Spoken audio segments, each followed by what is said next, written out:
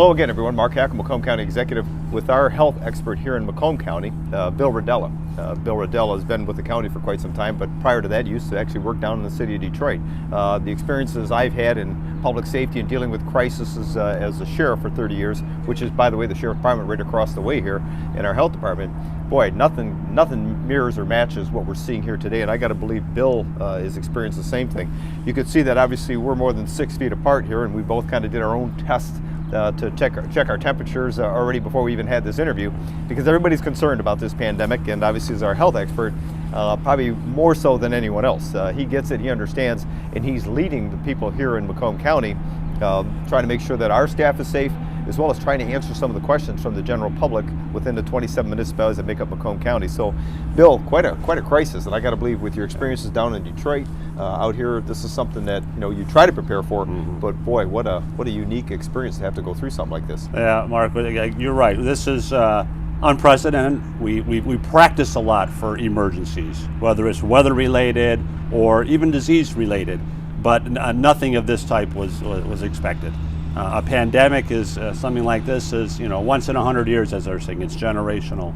Our staff have risen to the occasion of doing different things, figuring out how to not only deliver our services differently, but also how do we address those people that need our input right now, those that are positive with the disease, how we can contact them and do our investigative work. Work with the community groups that are providing services for them, whether it's the hospitals or congregate facilities. So it's been a real effort, and not just from the health department, but a number of our partners that have been addressing this. A lot of times we practice how to administer vaccines. We don't have a vaccine because this is a new virus, never been seen before. And we don't know when that's coming. I mean, people. I'm hearing from yourself as well as other experts. This may be a year, 2 years out, if ever. I mean, this is quite the unique, concern right now. Is will there ever be a vaccine? And there's a lot of effort put into it to try to determine whether we can find one. What are your thoughts on that? Well, we've had, we know there's over 100 companies around the globe working on this. Some are here in Michigan working on this, and we've heard that there's been some success. They're doing some trials. You've also heard that if they do produce the vaccine, it'll probably be a 2-stage. You get a vaccine and 30 days later you get the booster. So that's probably what it's going to be. But we've had no coronavirus vaccine for any of the previous coronaviruses, which some have been common colds. So with this, yes, vaccine manufacturing, and think about how many doses you would need for not just people in the United States, but people across the world. And how do you administer that? And how do you get to a level where the immunity has to rise to a certain level, 60, 70, up to 70, 75%, to have this herd immunity so we can really see the end of this virus over time. And get it out there. And the interesting thing is all about the testing. Everybody keeps talking about the testing, getting people tested. I know we're at about 4% of our population here in Macomb County tested. And the concern, again, there's no perfect model, and there've been a lot of trial and errors, across the country and various states. The concern is, how are we doing it in a coordinated effort, and that seems to be somewhat of a challenge here. It seems to be certain areas throughout the state are doing it differently. There's no real concerted effort as to how we're all doing this the same way and trying to collect the data and get it out there. So there's somewhat confusion on behalf of communities, counties, and amongst the public on how we're dealing with this. How's that been somewhat of a challenge for you as well? Well, I think it's disappointing that we haven't had a statewide testing strategy. That would have been really ideal in a situation like this. So there's been a lot of different things happening. Drive-through testing, some large sites, some at a pharmacy.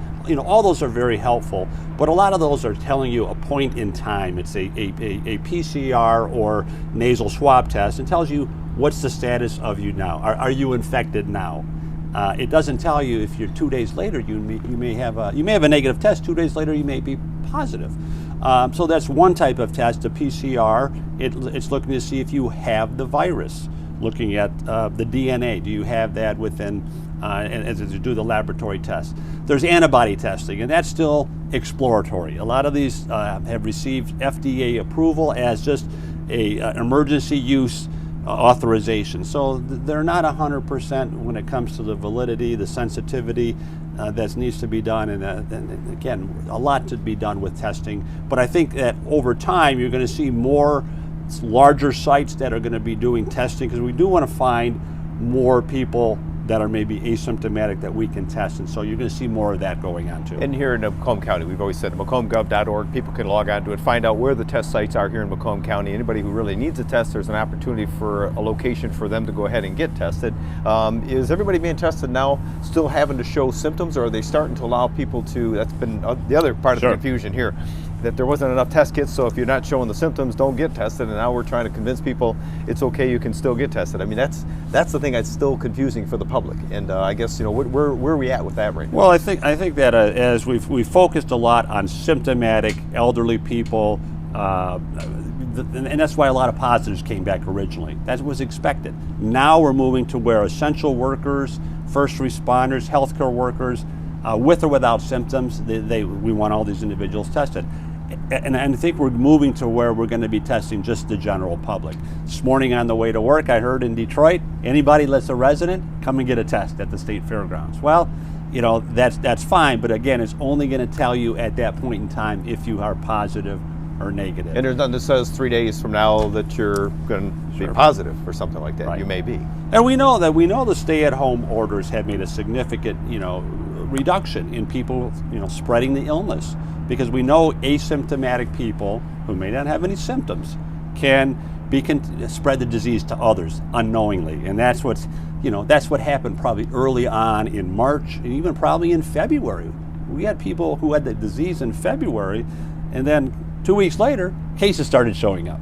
So that's really what's happened. And again, over time, we do want to test more people because you do want to know. And I think as we get antibody testing even more perfected, you'll be seeing more of that going on in the community. Well, interesting enough, you just mentioned that about the early on and the stay-at-home orders and flattening the curve. I think that produced results, and I think everybody was satisfied with that immensely. Even the hospitals, they're saying it really helped lighten the load that they had in their facilities, and there really wasn't a need for the other sites like they had at TCF as well as the Novi Center for additional bed space or capacity.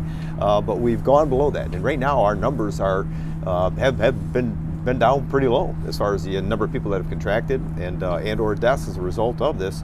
The question becomes, what do we continue to do? Shelter till there are no more cases, shelter till there are no more deaths? I don't think anybody's expecting that. The question is, when are we going to start opening some of these other areas, I guess if you will, of the economy up, get them running? But as long as we're taking precautions and still following CDC guidelines, and if we start to see a resurgence, maybe pull back again. That's the big concern we're hearing from a lot of the business folks out there, even the public, saying, hey, when are we going to start moving forward? Because you're never going to get to a point where we're not going to have any more cases or any more deaths. And I don't think anybody expects that, but yet there are some that do. But how long do you see this continuing on? Well, we don't know what those numbers are and what the data that the governor's office is looking at to open. We know some things that are opening up in the northern part of the state. We're looking for that guidance to really know what are the things that we're tracking. We know we're tracking number of people positive, the hospital data, the death data, and also how much contact tracing are we doing. So there's a lot of data that's being looked into this. I think Macomb, we're seeing 20 to 30 new cases per day. So it's really gone down over the last couple of weeks. And as we continue to contact individuals who had some close contact with those positive cases, we're going to be isolating and quarantining individuals to prevent more of that spread over time. But we know people, human behavior, people are going to do things that are in large groups and large numbers. And again, that gives the opportunity for that virus. We know the virus is still out there. It hasn't disappeared. It can be out and infect other people. And we want to make sure that we keep it away from the vulnerable people, because we do have some high-risk groups out there. And now, speaking of that, that's one of the big concerns too. People are talking about these congregate care living facilities, and that seems to be getting a lot of attention, rightfully so. There's been some people, kind of a large number of deaths occurring in some of these facilities, and the concern is, I look across the way here talking about the sheriff's department, the jail. Right now we have about 270 inmates in there, so there's been an incredible, work on behalf of the judges, and those from the prosecutor's office and even the sheriff to try to figure out how do we get people out of there that don't present a danger to society, but get them out of the facility. And fortunately over there they've only had 5 positive test cases in that facility, which is remarkable if you think about it, and they've been able to isolate and contain that. So that's a good thing. But some of these other facilities, these private facilities that have been given the okay by the governor's orders to accept patients into those facilities, keeping them isolated, it seems as though they've not had as much luck. There have been some pretty, pretty much a lot of attention drawn to some of the incidents that have happened, and people are saying, why are they allowed to go there? And again, I don't know that I can answer that, because if I'm not mistaken, these are controlled by licensing and regulatory affairs from the state of Michigan. These aren't something you have any control over, is that correct? Right. Well, we have probably in Macomb County at least 400 different congregate settings where people are residing. These could be our skilled nursing facilities, just like Martha Teaberry right next door, assisted living facilities for seniors, jails, like you said, across the street, and also a lot of residential adult foster care and substance use disorder recovery homes. So we have a lot of those types of group settings, and even our homeless shelters are group settings. But the vulnerable piece, and it's been really hit hard, has been our long-term care facilities. In Macomb, we have what we call 77 of these. And probably 8,000-9,000 residents living in these facilities, and these are seniors typically with underlying medical conditions. They're vulnerable, they're high risk for any infection, and so you get the virus in one of these facilities, and probably early on, whether it was visitors or maybe an asymptomatic staff person, these are the opportunities where the virus got into a facility. And once it gets into one of these facilities with people that have immunocompromised or other challenges with medical conditions, it can spread like wildfire. Again, these facilities put in infection control procedures and many other things to prevent transmission and cohorting. But again, we're here as a health department to help them, to assist with testing, which is important, early on testing, to assist with personal protection equipment, infection control guidance. So we kind of work in partnership with our facilities. We don't inspect or license these facilities. That's all licensed by the state of Michigan Department of Licensing and Regulatory Affairs. And sometimes they have been called in to do some emergency inspections of these facilities. So they have an ombudsman at the state. That's where people, if there's concerns, they should express that to that ombudsman. There's been executive orders, as well as the state health director issued some orders related to how these facilities need to work, whether it's in the restrictions they need to implement or how they need to cohort residents. And they've actually established what are called hubs, where they could, certain facilities were designated by the state to accept some of the COVID. So I just got to interject real quick here. So that's not something you, as a health department, or Wayne County or Oakland County have any authority or responsibility over. That's the state that does that or makes that decision that they will allow that to happen. Correct. And that was a state strategy to look at facilities that had the ability to care for some of the COVID patients in isolation in a separate wing or a separate building within their complex, because residents from some facilities needed to be transferred to another facility. Or how do you take someone that's in a hospital that is maybe they transferred from one long-term care facility to a hospital, got treatment for COVID-19, they can go back to that facility they were at and they'll be cohorted while they recover, or they could go to one of these hubs. There's only a couple of hubs that were designated by the state, again, in Macomb County, but across the state there were like somewhere 20 locations were identified. But again, we know that within these facilities there are, some companies have multiple locations, and they kind of work within their own organizations to say, where can we place some of our high-risk COVID patients so they're isolated and cared for, because there is, again, trying to prevent infection within the building, and okay, so that's very challenging. And that's the thing I wanted to get out to the folks, because they don't realize that. Sometimes they think it's the health department, and people are confused as to who's responsible for what. And again, when it comes to these congregative care facilities, it's the responsibility of the state. They do it through their licensing and regulatory affairs, make a determination as to whether to allow it, not allow it.